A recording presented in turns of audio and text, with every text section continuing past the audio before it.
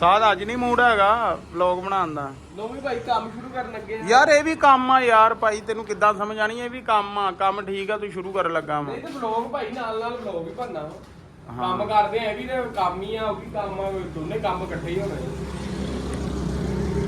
ਅਸਲ 'ਚ ਯਾਰ ਗੱਲ ਪਤਾ ਕੀ ਆ, ਇਹ ਨਾ ਆਪਾਂ ਲੈਣੇ ਲਾਈਵ ਠੀਕ ਆ, ਵੀਡੀਓ ਬਣਾਉਣੀ ਚਾਹੀਦੀ ਆਪਣੇ ਕੰਮ ਦੀ, ਕੋਈ ਮਸਲਾ ਨਹੀਂ। ਕਿਹੜਾ ਟਾਈਮ ਲੱਗਦਾ? ਹੁਣ ਕੱਲ ਵੀਡੀਓ ਬਣਾਈ ਕੀ ਹੋਇਆ, ਹੋ ਗਿਆ ਨਾ ਓਕੇ, ਦੇਨ ਥੋੜਾ ਜਿਹਾ ਵੀਡੀਓ ਬਣਾ ਸਕਦਾ।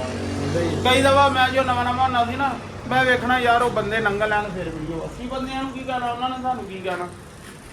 ਤੇ ਬਸ ਇਹ ਆ ਕਿ ਜ਼ਰਾ ਆਪਣਾ ਰੂਟੀਨ ਦੇ ਬਾਰੇ। ਹੁਣ ਆਹ ਦੇਖੋ ਆ ਰੈਕ ਬਣਾ ਲੱਗੇ,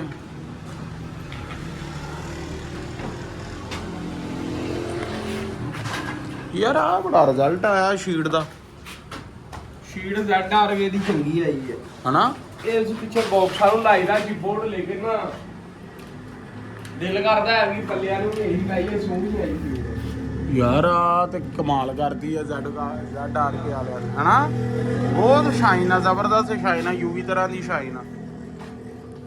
ਤੇ ਯਾਰ ਪਤਾ ਕੀ ਕਰਦੇ ਆ ਆਵਾਮ, ਪਤਾ ਕੀ ਕਰਦੀ, MDF ਦੇ ਪੱਲੇ ਲਾਣੇ ਆ। ਉਹਦਾ ਮੈਨੂੰ ਦੱਸ ਖਾਸ ਵਜ੍ਹਾ ਕੀ MDF ਦੇ ਪੱਲੇ ਲਾਣੀ? ਜੇ ਹੈ ਖਾਸ ਵਜ੍ਹਾ ਨਹੀਂ ਕੋਈ ਵਜ੍ਹਾ ਨਹੀਂ, ਜੇ ਤੇ ਪਲੇਨ MDF ਲਾਣੀ ਆ ਫੇਰ ਤੇ ਚਲੋ ਮੰਨ ਯਾਰ ਜਦੋਂ ਆਪਾਂ ਲਾਣੀ ਟੱਕਰ ਦੇ ਟੇਪ ਆ ਤੇ ਉਹਦਾ ਕੋਈ ਨਾ, ਤੇ ਉਹ ਵਾਟਰਪ੍ਰੂਫ ਆ। ਕੋਈ ਐਡਾ ਫਰਕ ਨਹੀਂ ਹੁੰਦਾ ਮੰਮੀ ਭਾਈ, ਜ਼ਮੀਨ ਸਮਾਨ ਦਾ ਜਿੱਦਾਂ UV ਦਾ ਤੇ ਫਰਕ ਪੈਂਦਾ ਨਾ, ਉਦਾਂ ਨਹੀਂ ਇਹ ਤੇ ਬਿਲਕੁਲ ਨੀਵੀ ਦਾ UV ਦਾ ਵੀ ਯਾਰ ਕਾਹਦਾ ਫਰਕ ਆ? ਮੈਨੂੰ ਦੱਸ, ਸ਼ਾਈਨ ਹੀ ਆ ਨਾ। ਸ਼ਾਇਨੀ ਉਹ ਵੀ ਸਕ੍ਰੈਚ ਲੱਗ ਗਏ ਤੇ ਠੀਕ ਆ, ਉਹ ਜੇ ਆ ਵੀ ਜ਼ਰਾ ਕਲਰ ਸਕੀਮ ਜ਼ਿਆਦਾ ਲੋਕੀ ਦਾਲ UV ਨੂੰ ਇਸਤੇਮਾਲ ਜੇ ਤੇ VIP ਕੰਮ ਕਰਨਾ ਫਿਰ MDF ਦੀ ਅਲਮਾਰੀ ਬਣਾਓ ਸਾਰੀ HDX ਉਹਦੀ ਤਾਂ ਕਿਆ ਬਾਤ ਆ।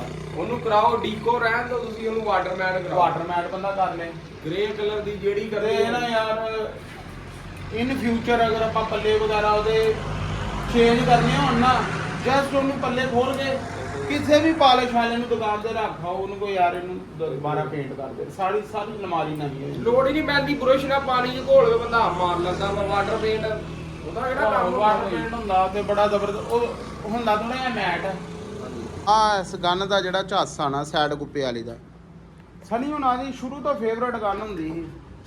ਉਹਨਾਂ ਨੇ ਜਦੋਂ ਗਾਣਾ ਸਾਈਡ ਗੁੱਪੇ ਵਾਲੀ ਗਨ, ਅਸੀਂ ਕਹਿਣਾ ਪਤਾ ਨਹੀਂ ਕਿਉਂ ਯਾਰ ਸਾਈਡ ਗੁੱਪੇ ਵਾਲੀ ਗਨ ਕਹਿੰਦੇ। ਇਹਦਾ ਫਾਇਦਾ ਬੜਾ ਨੋਮੀ ਭਾਈ, ਹੁਣ ਤੁਸੀਂ ਥੱਲੇ ਪੇਂਟ ਕਰਨੇ ਆ, ਹਾਂ। ਐਡਜਸਟ ਕਰ ਲਓ, ਮਸਲਾ ਨਹੀਂ ਹੋਣਾ। ਉੱਤੇ ਪੇਂਟ ਕਰਨਾ ਵਾ, ਇਹਨੂੰ ਉੱਥੇ ਆਪਣੇ ਨਾਲ ਐਡਜਸਟ ਕਰ ਲਓ। ਹਾਂ, ਉਹ ਜਿਹੜੀ ਉੱਪਰ ਲੱਗੀ ਹੁੰਦੀ ਜਿੱਡੀ ਵੀ ਵਧੀਆ ਹੋਵੇ, ਉਹ ਗੁੱਪੇ ਦਾ ਬੜਾ ਮਸਲਾ ਬਣਦਾ, ਪੇਂਟ ਉਲਦਾ ਰਹਿੰਦਾ ਵਾ। ਇਹ ਚੀਜ਼ ਬੜੀ ਪਿਆਰੀ ਹੈ। ਅੱਛਾ ਯਾਰ ਇਹ ਨਾ ਭਾਈ ਆ ਪੇਂਟ ਦਾ ਜਿਹੜਾ ਕੰਮ ਆ ਨਾ, ਇਹਦਾ ਵੀ ਇੱਕ ਚਸਕਾ ਵਾ, ਠੀਕ ਆ। ਇਹ ਜਿੰਨੇ ਵੀ ਫਰਨੀਚਰ ਵਾਲੇ ਹੁੰਦੇ ਆ ਨਾ ਜਾਨੂ ਭਾਈ, ਤੁਹਾਨੂੰ ਪਤਾ ਉਹਨਾਂ ਨੇ ਇੱਕ ਵਾਰੀ ਪੰਗਾ ਜ਼ਰੂਰ ਲਾਣਾ। ਹਾਂ ਪੰਗਾ ਕਿਹੜਾ ਕੰਮ ਇਹ ਨਾ ਆਰਟ ਆ, ਜਿੱਦਾਂ ਆਪਾਂ ਡਰਾਇੰਗ ਕਰਦੇ ਆ ਨਾ, ਇਹ ਸਮਝ ਲਓ ਵੀ ਬਚਪਨ ਤੋਂ ਇਹਨਾਂ ਚੀਜ਼ਾਂ ਦਾ ਝਾਸ ਹੁੰਦਾ ਬੱਚੇ ਨੂੰ ਪੇਂਟ ਕਰਨ ਦਾ। ਇਹ ਸਭ ਜੀਨਸ ਖੂਨ ਚ ਸ਼ਾਮਲ ਹੁੰਦਾ ਬੰਦੇ ਦੇ। ਪੇਂਟ ਕਰਨ ਦਾ ਮਜ਼ਾ ਆਉਂਦਾ ਵਾ, ਇੱਕ ਸਪਰੇਅ ਨਾਲ। ਤੇ ਹਰ ਬੰਦੇ ਦਾ ਦਿਲ ਕਰਦਾ ਯਾਰ ਮੈਂ ਵੀ ਸਪਰੇਅ ਕਰਾਂ, ਲੇਕਿਨ ਇਹ ਬਹੁਤ ਖਤਰਨਾਕ ਆਈਟਮ ਆ। ਇਹ ਚ ਥਿਨਰ ਨਾਲ ਜਿਹੜੇ ਅਸੀਂ ਫਰਨੀਚਰਾਂ ਦੇ ਪੇਂਟ ਇਸਤੇਮਾਲ ਕਰਦੇ ਆ ਨਾ, ਥਿਨਰ ਨਾਲ ਇਸਤੇਮਾਲ ਹੁੰਦੇ ਆ। ਤੇ ਕੋਈ ਐਡਾ ਖਾਸ ਮਾਸਕ ਹੈ ਨਹੀਂਗਾ ਜਿਹੜਾ ਬਿਲਕੁਲ ਥਿਨਰ ਨੂੰ ਰੋਕ ਸਕੇ। ਹੈਗੇ ਆ ਉਹ ਮਹਿੰਗੇ ਬੜੇ 15,000 ਰੁਪਏ ਦੇ ਮਾਸਕ ਆ, ਤੇ ਉਹ ਭਾਈ ਹਰ ਬੰਦਾ ਅਫੋਰਡ ਨਹੀਂ ਕਰ ਸਕਦਾ। ਅਸੀਂ ਚਾਅ ਨਾ ਕਰਨ ਦੇ ਲੱਗ ਪੈਂਦੇ, ਲੇਕਿਨ ਉਹਦਾ ਬੜਾ ਖਤਰਨਾਕ ਜਿਹੜਾ ਅਸਰ ਹੁੰਦਾ। ਤੇ ਜਿਹੜੇ ਪ੍ਰੋਫੈਸ਼ਨਲ ਦੋਸਤ ਆ ਵਿਚਾਰੇ, ਉਹ ਚਲੋ ਠੀਕ ਆ, ਮਾਮਲਾਤ ਕਰਦੇ ਆ, ਕੰਮ ਕਰਦੇ ਆ। ਦੂਸਰਾ ਜਾਨੂ ਭਾਈ ਇਹ ਕੰਮ ਵੀ ਇਦਾਂ ਦਾ ਕਰਨਾ ਵੀ ਬੰਦ ਜਗ੍ਹਾ ਤੇ ਬੰਦਾ, ਖੁੱਲੀ ਹਵਾ 'ਚ। ਹਾਂਜੀ, ਕੋਈ ਡਸਟ ਨਾ ਹੋਵੇ ਕੋਈ ਕਿਸੇ ਵੀ ਤਰ੍ਹਾਂ ਦਾ।